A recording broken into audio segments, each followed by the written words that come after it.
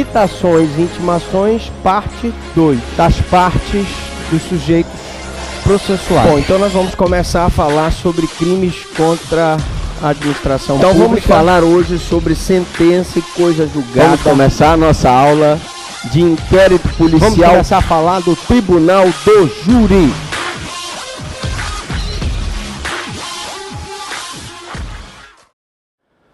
Bom, meus amigos, então vamos começar a falar sobre ação penal parte 3. Nas aulas passadas nós vimos a parte número 1 e a parte número 2. Dando continuação ao nosso curso de ação penal, vamos falar sobre ação penal parte 3. Então vamos lá. Bom, falando em representação. Nós vimos nas aulas passadas que a ação penal se divide em pública, condicionada e incondicionada. Quando eu digo pública condicionada, ela pode ser condicionada à representação do ofendido ou à requisição do ministro da Justiça. E aqui nós temos a representação. O que é representação? Representação é a manifestação da vontade do ofendido ou de seu representante legal, no sentido de que o infrator seja responsabilizado penalmente.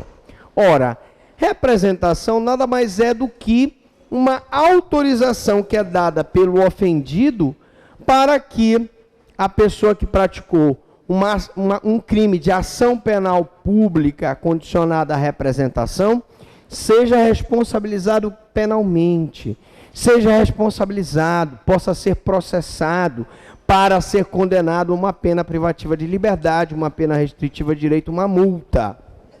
Então, é uma autorização que o ofendido dá para que o Estado da administração, na pessoa do Ministério Público, possa processar aquela pessoa na forma da lei. Então, a representação tem que ser feita no prazo de 6 meses a contar do dia em que o ofendido ou seu representante legal tomar o conhecimento da autoria do fato sob pena de decadência. Olha só, 6 meses da data em que o ofendido ou seu representante legal tomaram conhecimento de quem era o autor do fato. Ora, se ele não oferece a representação no prazo de 6 meses, eu vou ter a decadência do direito dele oferecer a representação. O Estado entende que se ele não deu autorização para que o Ministério Público processe aquela pessoa no prazo de 6 meses, é que ele não deseja que aquela pessoa seja processada. Passaram-se 6 meses e logo ele não poderia deixar de oferecer essa anuência. Como ele não ofereceu no prazo de 6 meses, há a decadência, a perda do direito dele de oferecer a representação para que o Ministério Público possa processar aquela pessoa que ofendeu o seu direito tutelado pelo Estado. Então, gente, a decadência, ela não é a perda do direito material. Ela é a perda do direito de oferecer a representação do ofendido ou de ajuizar a ação penal privada por não ter sido exercida no prazo legal. A decadência ocorre não só com a perda do direito de oferecer a representação, ou seja, de dar a aquiescência para que o Ministério Público possa promover a ação penal, como também ela ocorre na ação penal privada. Então vamos colocar aqui para a gente poder se esquecer. Decadência. Decadência, ela ocorre nos crimes de ação penal condicionada à representação do ofendido e também nos crimes de ação penal privada. Prazo dela, 6 meses, a contar da ciência do fato. ou de quem seja seu autor. Se eu em 6 meses não representar para que o Ministério Público processe o ofendido, ou se eu em 6 meses não apresentar a queixa, ocorrerá o que nós chamamos de decadência. Ok? A quem eu devo dirigir essa representação? Bom, a representação pode ser dirigida à autoridade policial, ao juiz, ao MP. Nós já vimos, e é interessante esclarecer novamente, que eu devo oferecer essa representação para a autoridade policial, para que a autoridade policial possa abrir o inquérito contra aquela pessoa e para que aquela pessoa possa ser presa. Porque num crime de ação penal pública condicionada à representação, se o ofendido não oferece a representação, aquela pessoa que praticou um crime de ação penal pública condicionada à representação não pode ir para o cárcere. Deve ser oferecida ao Ministério Público para que o Ministério Público possa ajuizar a ação penal pública condicionada à representação, porque a representação é uma condição de procedibilidade para a ação penal pública. A primeira, para fins de instauração de inquérito, no caso da representação oferecida para a autoridade policial. E a segunda, a representação serve para que o Ministério Público, ao receber essa representação, verifique se ela contém todas as informações necessárias para a propositura da ação, e a representação poderá vir com as peças de informação.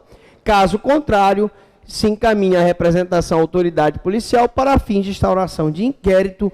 O inquérito, então, vai colher as provas da autoria e da materialidade, vai ser novamente encaminhado para o Ministério Público, para que o Ministério Público possa oferecer a denúncia. Bom, todavia, se o juiz verificar que há elementos para o oferecimento da denúncia, ele vai enviar a representação ao MP para que ele promova a ação penal.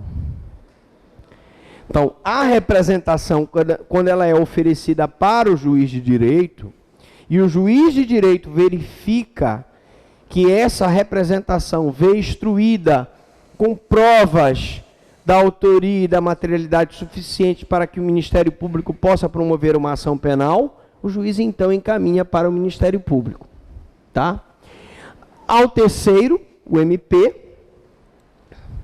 depois de analisar a representação, verifica se ela contém todos os pressupostos imprescindíveis para o oferecimento da denúncia. Caso positivo, denunciará o acusado. Caso negativo, pedirá novas diligências para a polícia, para que a polícia, então, possa oferecer praticar todas as diligências, no sentido de apurar a autoria e materialidade, para que aquele crime seja, então, denunciado. Bom, se o Ministério Público analisar a representação e verificar que contém as provas, ele, então, vai denunciar. Se, todavia, entender que os elementos exigidos não estão presentes, a encaminhará para a autoridade policial para fins de instauração de inquérito policial. Se eu, como promotor de justiça, recebo uma representação que não tem elementos suficientes para a propositura da ação, eu posso simplesmente encaminhar, pedindo diligências para a polícia, para que a polícia, então, faça as diligências no sentido de apurar o que realmente aconteceu, daquele fato, a autoria daquele crime e a materialidade, se for um crime que deixar vestígio, para que, então, o Ministério Público possa oferecer a representação e a ação penal. Através da representação, a ação penal. Bom, formas de representação. A representação, gente, ela nada mais é do que uma autorização que a parte dá, o ofendido dá, para que aquela pessoa seja processada. E a representação pode estar consubstanciada em qualquer ato inequívoco de manifestação de vontade, independente de ser escrita ou não. Ah, professor Franklin, quer dizer que eu posso ter uma representação oral? Se a parte comparecer perante o delegado de polícia e fizer uma representação oral, o delegado de polícia deverá, então, reduzi-la a escrito. Mesma coisa se ela for feita perante o promotor de justiça. Se ela for feita de forma oral, ela deve ser reduzida a escrito. O titular da representação, que é o ofendido ou seu representante legal, pode fazê-la pessoalmente ou através de procurador com poderes expressos. Eu posso outorgar uma procuração para um advogado que tem capacidade postulatória para que o advogado faça a representação, autorizando o Ministério Público a processar aquela pessoa. Tá certo? A representação depois de oferecida, a denúncia é irretratável. Eu poderia fazer uma pequena correção aqui. A representação depois de recebida a denúncia ou depois de oferecida a denúncia? O que vocês acham?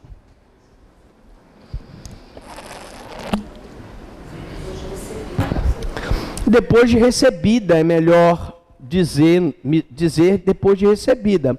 Porque essa denúncia, mesmo sendo preenchida a condição de procedibilidade pela representação, ela pode não ser recebida, tá? Mas o que ele quer dizer aqui é que a representação depois de oferecida a denúncia é irretratável. Ou seja, depois que o Ministério Público, baseado na representação, oferece a denúncia, eu não posso me retratar do oferecimento da representação. Ok? Vamos repetir novamente. Eu autorizei o Ministério Público a processar aquela pessoa. O Ministério Público ofereceu a denúncia. Então, eu não posso mais me retratar do oferecimento da representação. Professor, antes, então, do oferecimento da denúncia, a parte pode se retratar perante o Ministério Público, dizendo, não, doutor promotor, eu não quero que aquela pessoa seja processada? Sim. E aquela representação que deu ensejo àquela denúncia, enquanto a denúncia não for recebida, pode ser que aquela ação penal não seja instaurada contra aquela pessoa, porque aquela pessoa ainda pode ser absolvida sumariamente, caso o fato não constitua crime, caso ela tenha praticado o fato em legítima defesa, etc. Efeitos da retratação. Uma vez feita a retratação, antes da denúncia, a polícia não pode arquivar o inquérito e, neste caso, fica parado, sendo a retratação enviada ao juiz, que a enviará ao MP para pedir o arquivamento. Polícia não tem poder de disponibilidade sobre o inquérito. Quem tem que pedir o arquivamento do inquérito policial é o Ministério Público. E por que ele pediria o arquivamento do inquérito policial? Simplesmente porque o inquérito policial não pode seguir, a ação penal não pode seguir, se não temos o requisito da condição de procedibilidade, que é a representação. Se a vítima se retrata e diz que não quer mais processar aquela pessoa, mesmo que o promotor ofereça a denúncia, faltará uma condição de procedibilidade, que é a autorização da vítima para processar aquela pessoa. Daí porque não resta mais outra forma, outra alternativa ao MP, se não pedir o arquivamento dos autos, porque não há mais condição de procedibilidade.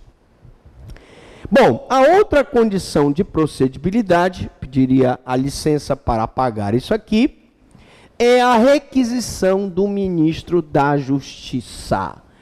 Então, nós temos duas condições de procedibilidade, né? Eu tenho condição de procedibilidade. Eu tenho a representação do ofendido e tenho a requisição do ministro da Justiça. Bom, o que é a requisição do ministro da Justiça? É uma condição de caráter positivo, exigida para a propositura da ação penal em alguns crimes, como, por exemplo, quais são os crimes que há necessidade de apresentação de requisição do ministro da Justiça? os crimes que ofendam a honra dos chefes de estados estrangeiros, crimes que ofendam a honra, qualquer calúnia, injúria, difamação que seja praticada contra qualquer chefe de estado estrangeiro, vai necessitar, para que o Ministério Público ingresse com a ação penal, de uma requisição do ministro da Justiça. Também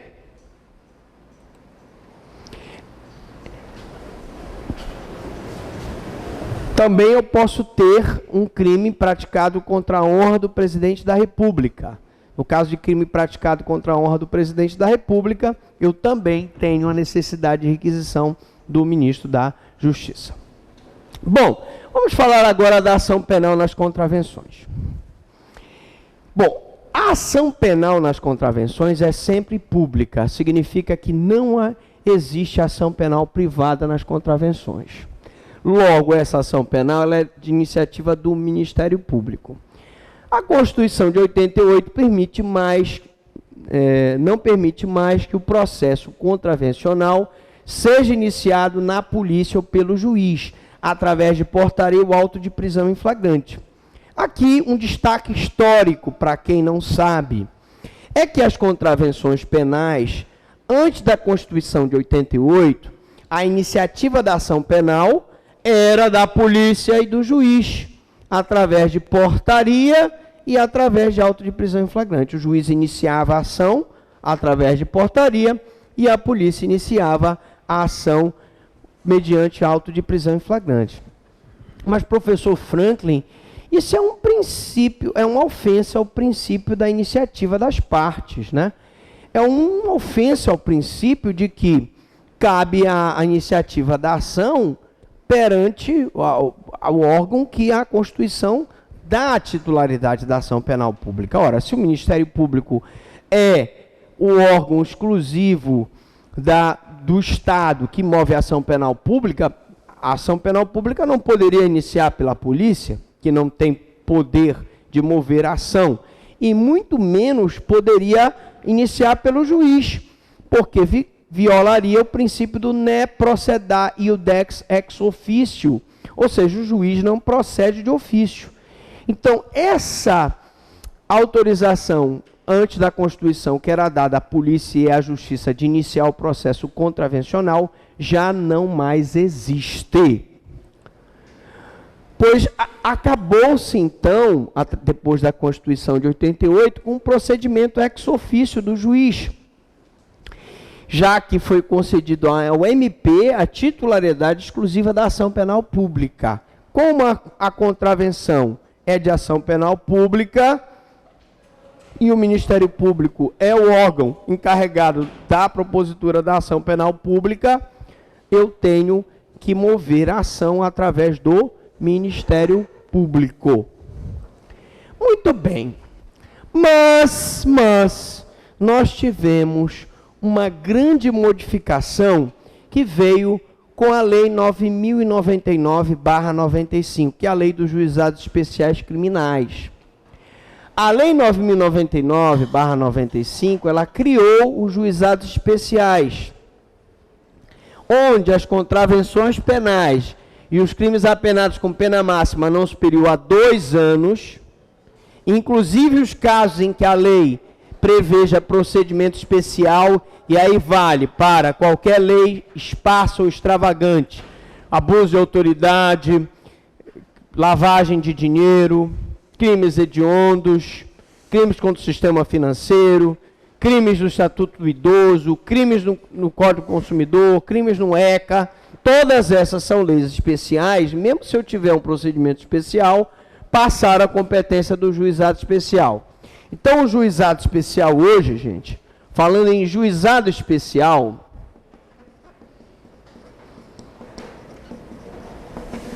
ele tem competência para processar e julgar as contravenções penais,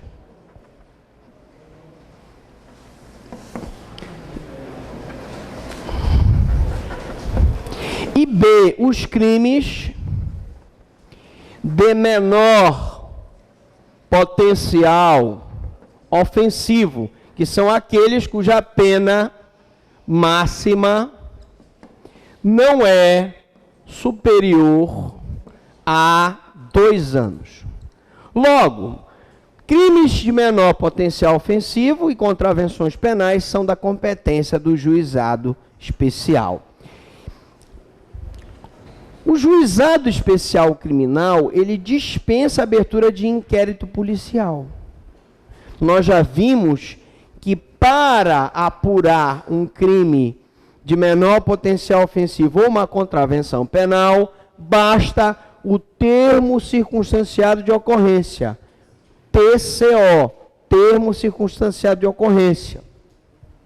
Não havendo a composição civil e não se obtendo a transação penal, o Ministério Público oferece a denúncia oral, segue-se com a resposta do réu na audiência, oitiva da vítima, testemunhas, interrogatórios, debates e julgamentos.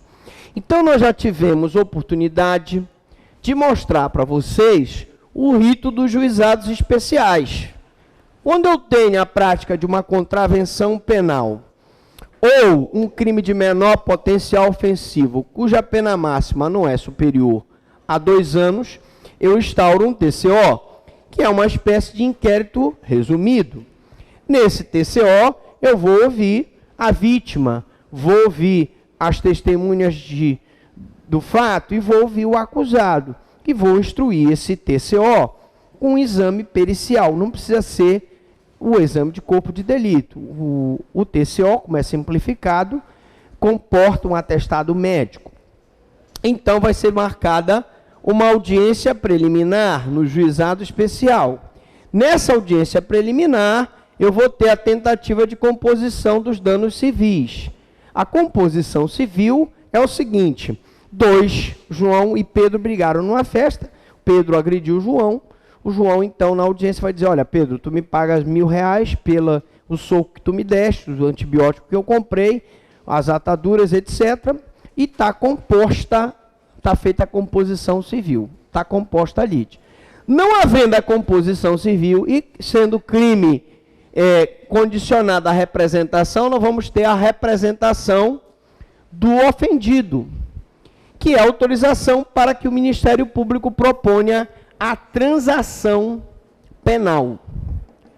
A transação penal, ela é uma proposta que é feita pelo Ministério Público de aplicação de pena não privativa de liberdade. Pode ser uma restritiva de direito ou uma multa. Por exemplo, o pagamento de uma cesta básica. Não havendo aceitação da transação penal por algum motivo, aí sim nós temos o oferecimento da denúncia oral. A denúncia oral é um procedimento do juizado especial. E aí, gente, essa fase aqui é uma fase inquisitiva. Essa fase aqui, até aqui, é uma fase pré-processual, porque ainda não tem processo. Eu só vou ter o processo com o recebimento da denúncia. Então, a sequência é oferecimento da denúncia oral, resposta do réu na audiência. Olha aqui. Então, vou ter aqui a resposta do réu. Resposta do réu. Vamos ter oitiva da vítima. Então, oitiva da vítima. Oitiva das testemunhas. Oitiva das testemunhas de acusação. Oitiva das testemunhas de defesa. Certo? Interrogatório, que é o último ato de instrução. Interrogatório. E depois, os debates. Os debates. E, finalmente, a sentença. Depois dos debates, aqui em cima, eu vou colocar aqui a sentença. Tá. Bom, algumas observações. Resposta do réu. Ele vai tentar impedir que a acusação seja recebida. Então, ele vai oferecer essa resposta. Vamos ouvir a versão da vítima, das testemunhas da acusação, que foram roladas na denúncia. as testemunhas de defesa que foram roladas na resposta do réu e o interrogatório do réu. Feito isso, eu tenho os debates. 20 minutos para a acusação, 20 minutos para a defesa, prorrogáveis por mais 10 minutos para a acusação e 10 minutos para a defesa. Ao final do que, nós teremos a sentença, porque essa audiência do juizado especial, que julga uma contravenção penal, por exemplo, é uma audiência concentrada. E a audiência sempre é una, indivisível. Então, o juizado, quando foi criado, pressupõe que os atos todos processuais seriam praticados numa mesma oportunidade. Infelizmente, às vezes isso não acontece. Bom, mas vamos então, vocês entenderam aqui a ação penal, né? Posso continuar? Ação penal, tranquilo? Estamos batendo bastante nessa questão do juizado especial, porque o juizado especial, ele com certeza é pergunta de prova. E você já sabe, você já aprendeu que 1 minuto da sua atenção no dia da prova pode ser fatal. Vamos então falar da ação penal privada. Bom, a ação penal privada, o conceito dela é aquela em que é promovida exclusivamente pelo ofendido ou seu representante legal. E ela tem uma razão de ser. O interesse preponderante na ação penal privada não é do Estado, o interesse preponderante é da vítima. Daí porque o Estado continua com o monopólio do ius puniendi, o direito de punir, mas ele transfere para a vítima o poder de mover essa ação penal. Ela é uma exceção à regra da ação penal pública. A regra é que todos os crimes são de ação penal pública. E no Código Penal, você sabe quando é pública e quando é privada. Quando ela não disser nada, é porque é uma ação penal pública. Quando ela disser somente se procede mediante representação do ofendido, é porque ela é uma ação penal pública condicionada à representação do ofendido. Quando ela disser somente se procede mediante requisição do ministro da Justiça, é porque ela é uma ação penal pública condicionada à requisição do ministro da Justiça. E quando ela disser somente se procede mediante queixa, é porque ela é uma ação penal privada. Ela é uma exceção à regra da ação penal pública. Classificação. Nós já vimos que a ação penal privada, ela pode ser exclusiva, ou principal, e pode ser subsidiária. A principal ou exclusiva é aquela que é exclusiva do ofendido, por isso que pode ser chamada principal ou exclusiva, porque o ofendido ou seu representante legal tem exclusividade na propositura da ação. O crime de ação penal privada é identificado pela expressão somente se procede mediante queixa. Se você, lendo o Código Penal, verificar no Código, está escrito somente se procede mediante queixa, é porque se trata de uma ação penal privada. As razões que levam o Estado a transferir o direito de ação ao particular são, vamos lá, porque qual é o fundamento que se levou o Estado a transferir a ação penal para o particular? Primeiro, a inexpressiva lesividade a interesse público. Vocês podem e hão de convir comigo que um crime de calúnia, um crime de injúria, tem inexpressividade de interesse público, é mais o interesse da vítima que sofreu ameaça à sua honra. Até nos crimes contra a propriedade intelectual, são crimes de ação penal pública, é mais interesse daquela parte que é o detentor da obra de processar a obra que foi falsificada do que propriamente do Estado. Portanto, eu tenho uma inexpressiva lesividade do interesse público. E muitas vezes a publicidade decorrente do processo é mais prejudicial ao ofendido. Quando nós tínhamos o estupro, né, na condição de ação penal privada, era prejudicial demais para a vítima do estupro ter que dar publicidade àquele fato. Imagine uma moça que fosse se casar, estivesse noiva com casamento marcado e de repente sofre um estupro. Quais as consequências dela expor a sua dignidade sexual perante os outros? Portanto, nessas situações, o Estado disse, não, realmente existe uma prejudicialidade ao ofendido. Daí porque essa ação tem que ser privada. Então, mais do que a punição do infrator. Então, por exemplo, o esbulho possessório é um crime de ação penal privada. Existe mais o interesse do posseiro do que propriamente do Estado. No simples, dano é um crime patrimonial, existe mais interesse da pessoa que sofreu o dano do que do próprio Estado. Introdução ao abandono de animais em propriedade alheia, também é um crime patrimonial, mais interessante para o fazendeiro que teve a propriedade invadida do que propriamente o coisa. A queixa é petição inicial da ação penal privada.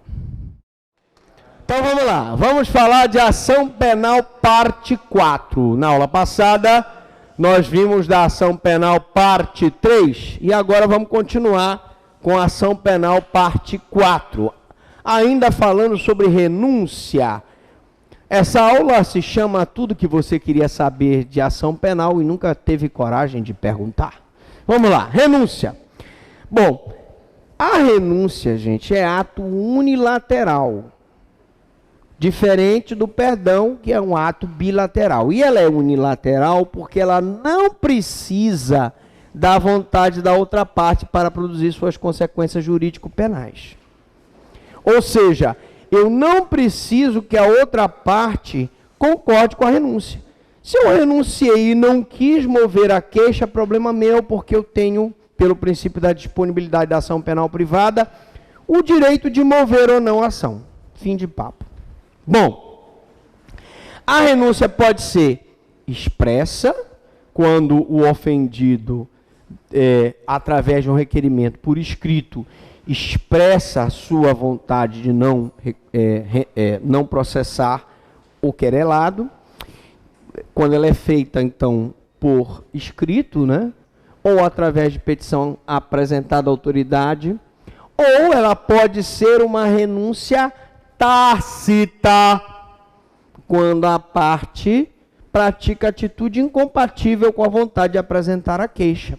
Uma vizinha que foi caluniada pela outra vizinha, a Raimundinha, está lá na casa da Raimundinha comendo um tacacá, saindo com a Raimundinha para assistir um filme, indo com a Raimundinha para o shopping. Ora, isso é uma atitude incompatível com vontade de apresentar a queixa. Trata-se de uma renúncia tácita.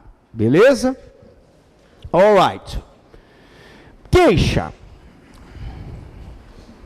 Então aprenderam aí? Tranquilos? Você já sabe tudo o que você queria saber sobre ação penal pública e privada e nunca teve coragem de perguntar. E 1 minuto da sua atenção pode ser fatal. Queixa. A peça é a peça inaugural da ação penal privada. Ela é de natureza acusatória, porque contém uma pretensão punitiva, semelhante à denúncia. E o que é uma pretensão punitiva? É a vontade, o desejo de que aquela pessoa que praticou uma conduta típica antijurídica seja punida na forma da lei. Só que a queixa é quando houver um crime de ação penal privada. A queixa é um requerimento feito pelo ofendido ou seu representante legal e dirigido ao juiz, devendo conter os seguintes requisitos: exposição do fato criminoso, com todas as suas circunstâncias, circunstâncias de tempo, lugar e modo de execução, rol de testemunhas, quando necessário, qualificação do querelante e do querelado. Então, como seria um exemplo de queixa? Excelentíssimo senhor doutor, juiz de direito da vara criminal. O querelante, aí você coloca brasileiro, casado, né, autônomo, carteira de identidade número tal, SIC número tal, CPF, sei lá, residente e domiciliado coloca o endereço completo, vem perante Vossa Excelência, que é o juiz de direito, oferecer queixa contra o querelado. Nome do cara, né? Fulano de tal, brasileiro, solteiro, do lar, carteira de identidade número tal, CPF ou SIC, como você quiser, MF, número tal, residente na rua tal, e aí você vai contar os fatos aqui. No dia 21 de abril de 2012, por volta das 9 horas da manhã, o querelante estava saindo da sua residência para ir para o seu trabalho, quando o querelado se aproximou e ofendeu a sua honra, chamando-o de safado. Pronto, contei aí, fiz uma queixa, vou colocar a classificação do crime de injúria, vou arrolar as testemunhas que presenciaram o fato e devo colocar a qualificação do querelante e do querelado. Entenderam como é fácil? É a mesma explicação que nós demos para a denúncia. Com a diferença de que quando eu coloco o Ministério Público, eu não preciso colocar a qualificação do Ministério Público. Vou botar só o Ministério Público representado pelo promotor de justiça. Aqui não. Se é o querelante, vai colocar o nome dele completo, com a qualificação completa, vem apresentar queixa contra o querelado, qualificação completa. E aqui, nos fatos, no dia tal, por volta de tantas horas, né, na rua, tal local, e conta-se o fato. O querelado vinha saindo de casa com o seu carro para ir para o trabalho, né, e o querelante também, quando o querelado então chamou o querelante de safado. Tipo assim. Bom, são pequenos requisitos que devem ser preenchidos sob pena da queixa não ser recebida. Bom, professor Franklin, qual o prazo para que a queixa seja apresentada? Primeiro, nós já vimos aqui, no início do nosso curso de ação penal, que se a queixa não for apresentada no prazo de 6 meses, a contar do dia em que o ofendido ou seu representante legal tomar conhecimento da autoria, acontece o quê? A decadência. Então, preste atenção, decadência, 6 meses do dia em que o querelante tomou conhecimento de quem é o autor da infração penal, de ação penal privada, ele tem que oferecer a queixa. Se ele não oferecer a queixa, haverá a decadência. Mesmo raciocínio para a ação penal pública condicionada à representação. Se o ofendido não oferecer a representação no prazo de 6 meses ao Ministério Público, haverá a decadência. Muito bem. Decadência. Com a queixa, como a queixa já constitui um ato considerado processual, o ofendido necessariamente deverá contratar um advogado para representá-lo com outorga de poderes. Professor Franklin, isso significa que se o querelante não for advogado, não tendo capacidade processual, ele, querelante, não pode mover a queixa? Não. Ele deve contratar um advogado que tem capacidade postulatória para mover a queixa.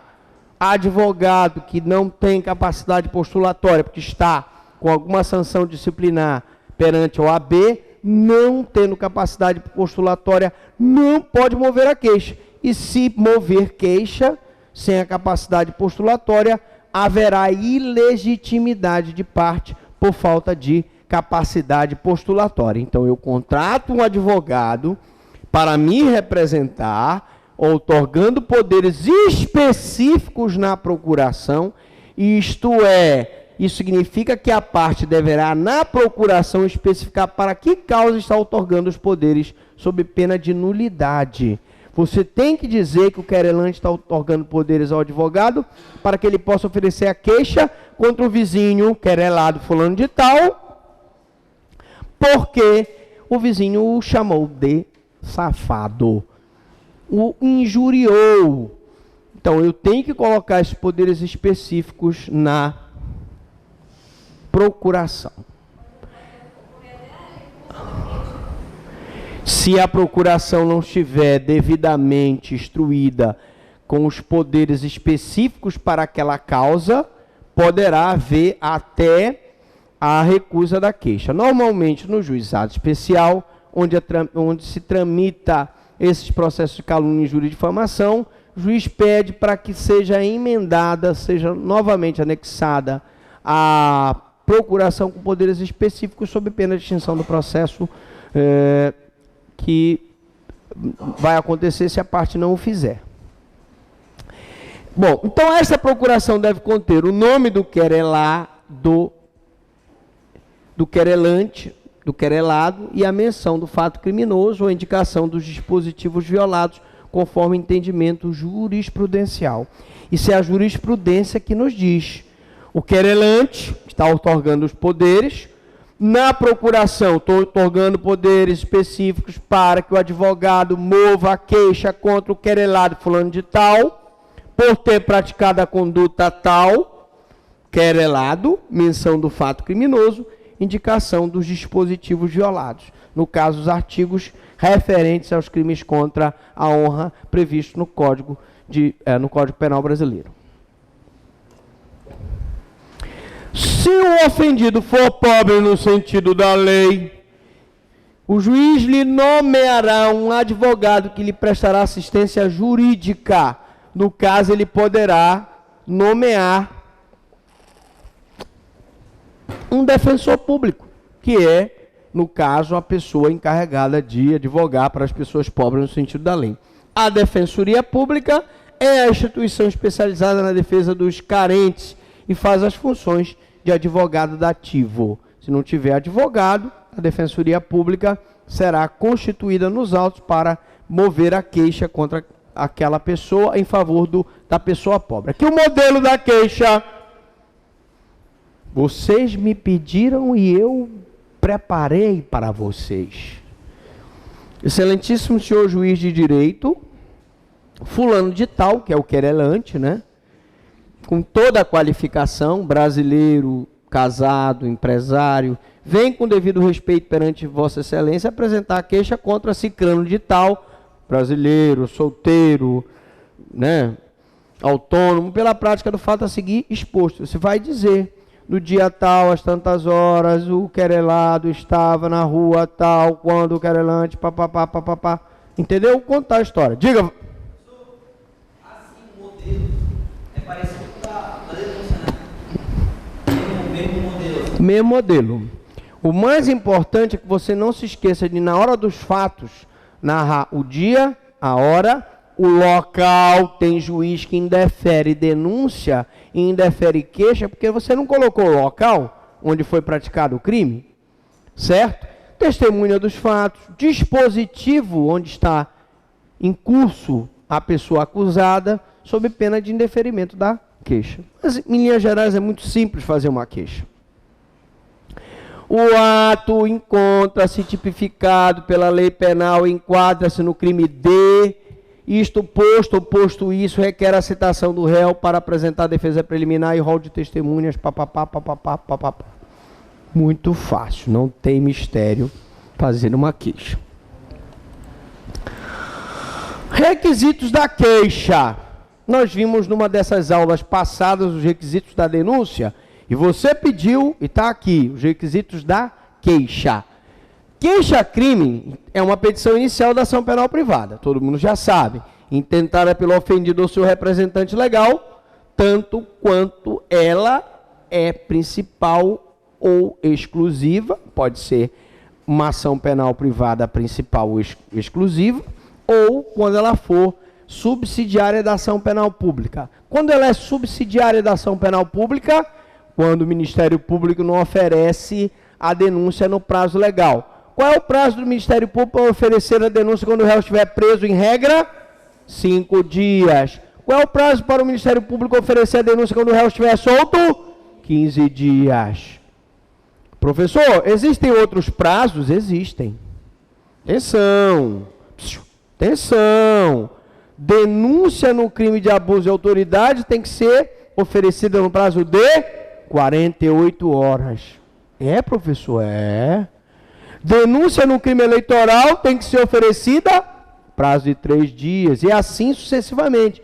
Pode haver uma lei especial que traga um prazo especial, mas, em regra, denúncia, 5 dias se o réu estiver preso, 15 dias se estiver solto.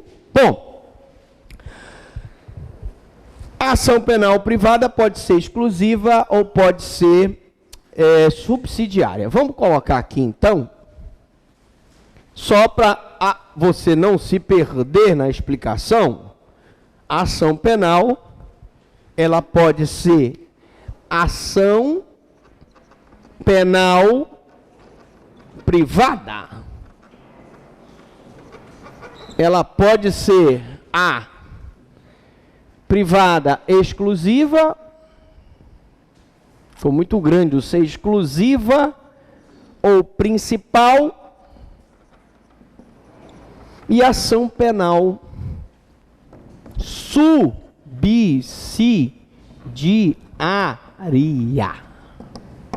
Bom, requisitos da queixa. O autor é mencionado como querelante e o réu como querelado. Todo mundo já aprendeu também? Parte autora, querelante. Parte ré, querelado. A queixa deve conter os mesmos requisitos da denúncia. Narração do fato, com todas as suas circunstâncias, tempo, lugar e modo de execução, rol de testemunhas, tipificação.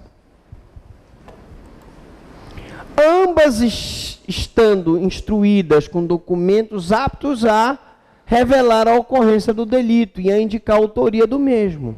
Não posso mover uma queixa sem os documentos comprobatórios da culpabilidade do acusado, da prova da materialidade do crime. Professor, mas uma calúnia não tem prova da materialidade? Não, porque é um delito que não deixa vestígio. Tudo bem, mas eu posso ter um laudo de um crime contra a propriedade intelectual, que é um crime de ação penal privada também, que prove que houve uma violação da propriedade intelectual. Eu posso ter um laudo que prove que aquela minha propriedade sofreu um dano. Eu posso ter um laudo que prove que houve esbulho possessório. Eu posso ter um laudo que prove que houve colocação de animais na minha propriedade, que é propriedade alheia.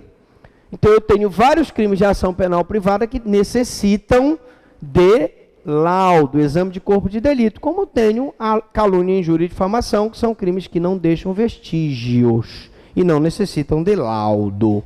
Bom, mas eu preciso revelar a ocorrência do delito, indicar a autoria do mesmo. Torna-se indispensável a instauração de inquérito policial a respeito dos fatos. Inquérito policial, quando o crime for de médio, grave ou gravíssimo potencial ofensivo, e TCO, quando se tratar de contravenção penal e quando se tratar de crime de menor potencial ofensivo, que são aqueles cuja pena máxima não é superior a 2 anos. 2 anos. Cuidado. Cuidado. Então, detalhes pequenos que podem fazer a diferença entre o sucesso e o fracasso do estudante. Então, inquérito policial nos crimes de ação de grave, de médio, grave ou gravíssimo potencial ofensivo. TCO naqueles crimes de menor potencial ofensivo e nas contravenções penais. Devendo ser a peça recebida pelo juiz. Já se decidiu até pela instauração de ação penal fundada em boletim de ocorrência, onde esteja narrada toda a conduta tida como delituosa. Ora, se o TCO traz o depoimento da vítima, o depoimento de testemunhas, traz um atestado médico, é suficiente para a propositura da ação penal pública, porque eu não posso ter um TCO ou um boletim instruído com todos os requisitos necessários para a propositura de uma queixa? Claro, posso ter, depende da situação. Então, requisitos da queixa. Alguém quer perguntar? Diga. Existe um prazo para que esse exame seja entregue? A pergunta é, existe um prazo para a entrega do exame de corpo de delito? O juiz fixa o prazo. Geralmente 10, 15 dias para que o Instituto de Criminalística mande esse exame. O problema é que o Instituto de Criminalística não faz no prazo. E isso acaba prejudicando o processo, porque um processo de um crime que deixa vestígio, que não tem um exame de corpo de delito, a única forma que eu tenho de provar a materialidade é através do exame de corpo de delito indireto, que é feito através de testemunhas que vão prestar depoimento que viram a prática do fato. Mas, porém, contudo, todavia, no entanto, entretanto, eu posso não ter testemunha daquele crime. E aquele laudo me é extremamente importante. Mas aí o exame de corpo de delito não é enviado. Não existe, na verdade, o prazo é fixado pelo juiz. O que acontece é que muitas vezes o IML não manda. E acaba prejudicando a prova da materialidade do crime. E isso traz como consequência a absolvição daquela pessoa que foi acusada. Nem todos os casos, né? Não todos, porque se eu tiver como provar de outra forma que a pessoa praticou o crime através de um exame de corpo de delito indireto, não há necessidade do laudo. Já vi que o juiz condenou baseado nos antecedentes. O juiz pode condenar baseado nos antecedentes. Veja bem, não se deve condenar com base no antecedente. E também não se deve condenar com base na prova só colhida no inquérito policial. Nós vimos isso na aula de inquérito. Mas, uma condenação baseada em antecedente ou uma condenação baseada na prova exclusiva do inquérito poderá ser revista a nível de recurso, porque ela não é legal. Bom, o direito de queixa deve ser exercido pelo ofendido por seu representante legal, por meio de um procurador com poderes especiais, específicos, previstos na procuração, devendo constar do instrumento do mandato ou nome do querelante, já vimos isso. A menção do fato criminoso. As omissões das formalidades referidas poderão ser sanadas no curso da ação penal, desde que não esgotado o prazo de decadência. O juiz, como eu disse, ele vai mandar que aquela parte mude, junte uma procuração com poderes específicos. Se a parte fizer, está resolvido o problema. Professor, qual é o prazo que a parte tem para juntar a procuração com poderes específicos? Até 6 meses. Porque sendo ação penal, se ele não fizer no prazo de 6 meses, haverá a decadência. Muito bem, prazo de decadência, prazo de 6 meses. Após esse prazo, ocorre a causa instintiva de punibilidade da decadência, sendo rejeitado, portanto, a queixa. Se eu não juntar a procuração com poderes específicos no prazo de 6 meses, a decadência é uma causa extintiva da punibilidade. Vai gerar a perda do direito do Estado de punir aquele cidadão. Extinção da punibilidade pela decadência. Bom, princípio da indivisibilidade. Nós já vimos isso. Vamos dar mais uma reforçadinha no princípio da indivisibilidade. Segundo o CPP, esse princípio é o princípio peculiar da ação penal privada e diz: a queixa contra qualquer dos autores do crime obrigará ao processo de todos e o MP velará pela sua indivisibilidade.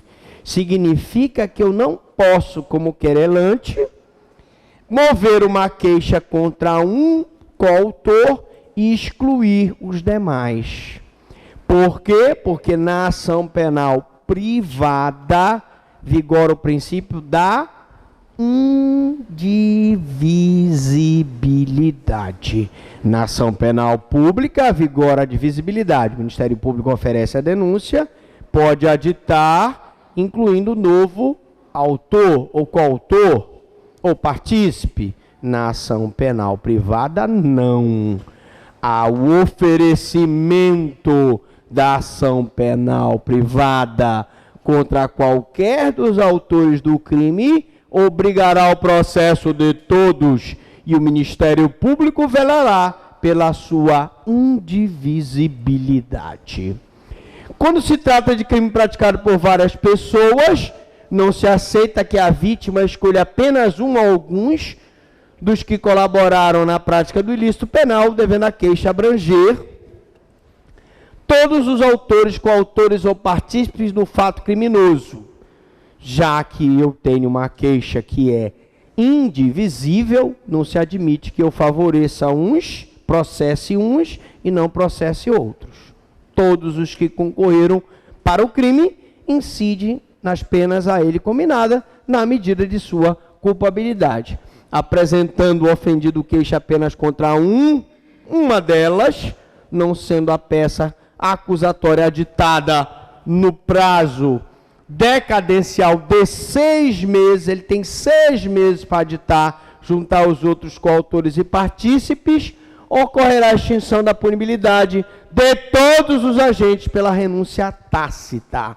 É uma hipótese de renúncia tácita quando eu ofereço a queixa contra um, não ofereço contra outros, e sendo instado a me manifestar, não faço, decaindo do meu direito. Renúncia tácita. Extinção da punibilidade pelo não aditamento da denúncia no prazo decadencial de 6 meses. Desculpa, não é denúncia, é queixa, né? Pelo não aditamento da queixa no prazo de 6 meses. Porém, se um ou outro partícipe do crime não seja conhecido do ofendido, ou não haja elementos que permitam a imputação, a não inclusão deles na queixa não significa renúncia tácita, portanto, não há causa de extinção da punibilidade. Lógico. Aí está mais do que evidente. Se eu tenho o partícipe conhecido, eu sei quem foi, que praticou aquele crime de ação penal privada, por exemplo, um esbulho possessório, envolve várias pessoas, e eu consigo identificar, eu tenho que processá-lo na queixa.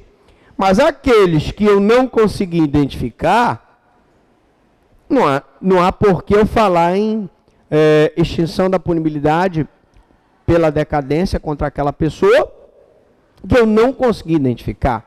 Vejam que a lei é clara. Ela diz o seguinte: 6 meses a contar do dia em que o querelante tomou conhecimento de quem é o autor da infração. Se ele não tomou conhecimento de quem é o autor da infração, ele não sabe quem é, não corre o prazo decadencial de 6 meses. Beleza? Alright, pois. Aditamento da queixa. Ah, professor, então quer dizer que pode haver o aditamento da queixa? Pode. Pode. Dispõe o CPP que a queixa, ainda quando a ação penal for privativa do ofendido, poderá ser aditada por quem? Por ele, o Ministério Público, a quem caberá intervir em todos os termos subsequentes do processo. Quer dizer, professor Franklin, que o Ministério Público, mesmo na ação penal privada, intervém em todos os termos do processo? Sim. E por quê? Porque ele é o fiscal da lei. É ele que no processo de ação penal privada funciona como custos legis, porque na ação penal pública ele funciona como dominus litis. E ele é que vai verificar, vai zelar pela indivisibilidade da queixa. É ele que vai zelar pela regularidade do processo de ação penal privada. Então ele intervém em todos os termos do processo. Poderá o MP aditar a queixa para acrescentar à acusação circunstâncias que possam influir na caracterização do crime, sua classificação ou na fixação da pena.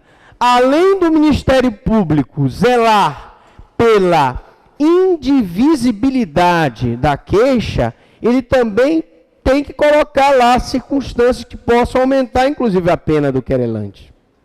Do querelado, quero dizer. Circunstâncias que vão trazer uma agravante, uma causa de aumento de pena ou até uma causa de diminuição de pena. Porque aqui são circunstâncias que possam influir na caracterização do crime, sua classificação e na fixação da pena, tanto para o bem quanto para o mal, tanto em favor do rei quanto contra o réu. Se o MP, ao ter vista da queixa-crime, denunciar-se pela existência de crime de ação penal pública, ele oferecerá denúncia substitutiva da ação penal privada. Prestem bem atenção. O dano, por exemplo, em regra, o dano simples, é de ação penal. Dano simples é de ação penal privada. Mas o dano qualificado praticado contra bens ou interesses da União, dos Estados e municípios é de ação penal pública. Aí o querelante, inadvertidamente, move uma ação, uma queixa, por dano qualificado, crime praticado contra bem da União, dos Estados ou do município. O Ministério Público verifica que, na verdade, não é um crime de ação penal privada, é um crime de ação penal pública. E ele pode, então, oferecer a denúncia substitutiva. A denúncia substitutiva só cabe, evidentemente, se o MP previamente repudiar a queixa e explicar categoricamente e fundamentadamente que aquele crime não é um crime de ação penal privada, e sim um crime de ação penal pública. Se for condicionada a representação, ele terá que pedir a representação do ofendido para que ele possa mover a denúncia. Na próxima aula, nós vamos ver a ação penal parte 5.